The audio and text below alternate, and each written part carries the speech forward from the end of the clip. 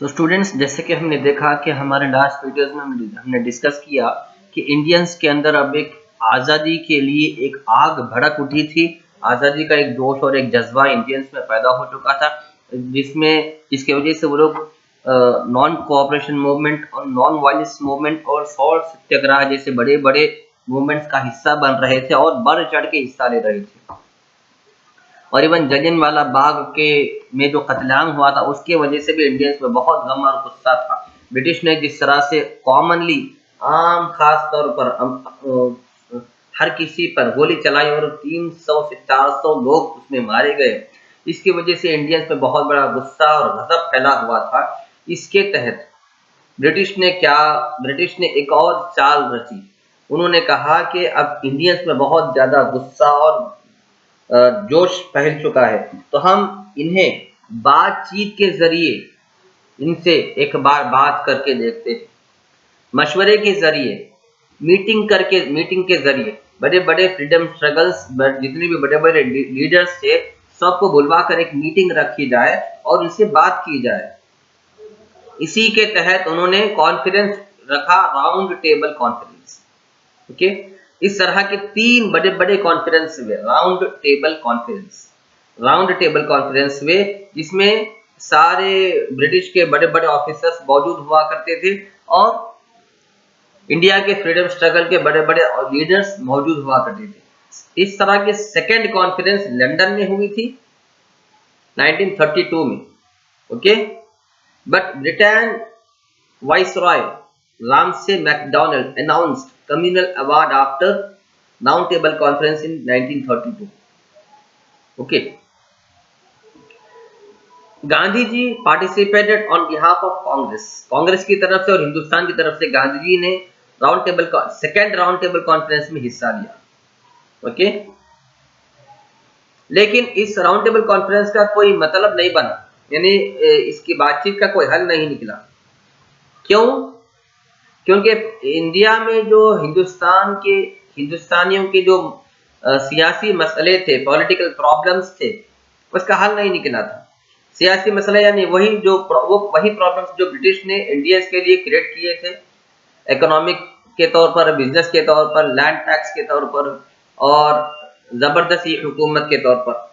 इस सारे इश्यूज पर कोई एक कठोर हल नहीं निकल पाया था। ओके, लेकिन जब थर्ड राउंड टेबल कॉन्फ्रेंस हुआ 1932 में, ओके, इस राउंड टेबल कॉन्फ्रेंस में एक डिसीजन ये लिया गया कि इंडिया के जो निचले तबके के लोग हैं, डिप्राइव्ड पीपल्स, डिप्रेस्ड पीपल्स, उनकी एक अलग कॉन्स्टिट्यूएंसी बनाई जाए, उन्हें ज्यादा सहूलत दी जाए। ठीक है, हिंदुस्तान में जितने भी लोग निचले तबके के लोग हैं, दौलत के एतबार से, मर्तबे के एतबार से, ताकत के एतबार से जो कमतर समझे जाते हैं, जो वीक समझे जाते हैं, जो कमजोर समझे जाते हैं, वो लोगों का एक कंस्टिट्यूएंसी बनाई जाए, उनकी एक अलग ग्रुप बनाया जाए और उन्हें ज्यादा सहूलत दी जाए। तो इस बात के खिलाफ हुए गांधी जी। गांधी जी ने कहा कि इस तरह कर आप हिंदुस्तानियों को बांट रहे हैं, इस तरह अगर आप करेंगे तो हिंदुस्तानियों को आप डिवाइड कर रहे हैं, जो कि हिंदुस्तानी कभी बर्दाश्त नहीं करेंगे। हिंदुस्तानी अब एक हो चुके हैं, वो चाहे गरीब हो, चाहे अमीर हो, चाहे इज्जतदार हो, चाहे इज्जतदार ना हो, चाहे बिजनेसमैन हो, चाहे नौकरी पेशा हो, चाहे अमीर हो, चाहे हिंदू हो, चाहे मुसलमान हो, चाहे जो भी हो, इंडियन अगर है तो वो अब एक हो चुके हैं। उन्हें बंटवारा पसंद नहीं होगा, इसलिए उन्होंने इस बात के खिलाफ आवाज उठाई। Okay, finally Ambedkar and Gandhi reached Poona pact in 1932 and the problem was solved. Okay,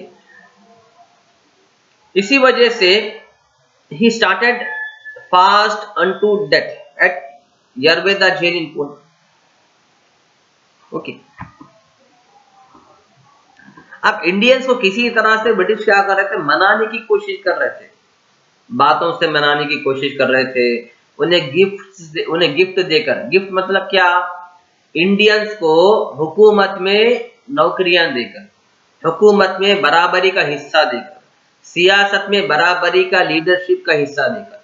यानी मतलब ये कि अगर ब्रिटिश के 10 लोग इलेक्शन में खड़े हुए हैं तो इंडिया के भी 10 लोगों को इलेक्शन में खड़े होने का अधिकार दिया गया under government of India act of 1935। ये किस वजह से, ये सारे चीजें क्यों, ताकि लोगों को मनाने के लिए, लोगों को की नाराजगी को खत्म करने के लिए, लोगों के गुस्से को खत्म करने के लिए, हिंदुस्तानियों के अंदर जो एक एकताई का जज्बा पैदा हो चुका था, कौम के लिए मोहब्बत का जज्बा पैदा हो चुका था, और इंडिया की आज़ादी के लिए एक तहरीक शुरू की गई थी।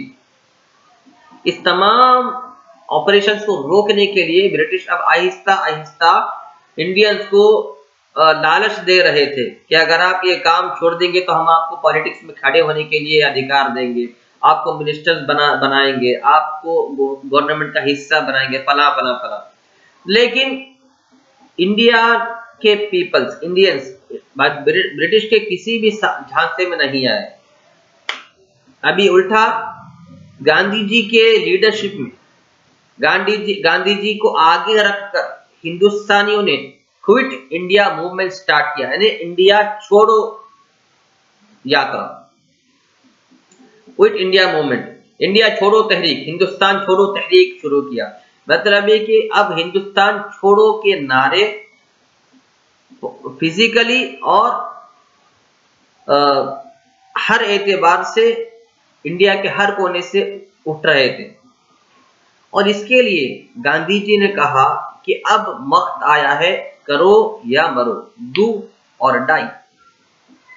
या तो आजादी का हिस्सा बनो, जितने भी आजादी के लिए मूवमेंट चलाए जा रहे हैं, quit India movement, non violence movement, salt satyagraha, swaraj movement, okay, non violence movement, non cooperation movement, या तो इसका हिस्सा बनकर हमारा साथ दो या फिर उनकी गुलामी में मर जाओ। डू और डाई, डू और डाई का मतलब ये नहीं कि लड़ो या मरो, नहीं, करो या मरो। ओके। 1942 में अगस्त की 8 अगस्त 1942 में ये डिसीजन लिया गया कि अब क्विट इंडिया मूवमेंट सारे इंडिया में शुरू किया जाए। यहाँ देखिए गांधी जी ने सारे हिंदुस्तानियों के सामने खड़े होकर भाषण दिया कि हिंदुस्तानी भाई बहनों, अब हमारा फर्ज है कि हम आगे बढ़ें, सब लोग एक होकर अंग्रेजों के सामने खड़े हो जाएं और ये कहें कि इंडिया छोड़ो, भारत छोड़ो, क्विट इंडिया मूवमेंट। ओके। इस मूवमेंट को स्टार्ट करने की वजह से इमीडिएटली ब्रिटिश गवर्नमेंट ने गांधी जी को और दूसरे लीडर्स को अरेस्ट कर लिया, अरेस्ट किया और गिरफ्तार करके जेल में डाले। जो ही गांधी जी की गिरफ्तारी की खबर सारे इंडिया में फैल गई तो सारे के सारे हिंदुस्तानी ब्रिटिश के खिलाफ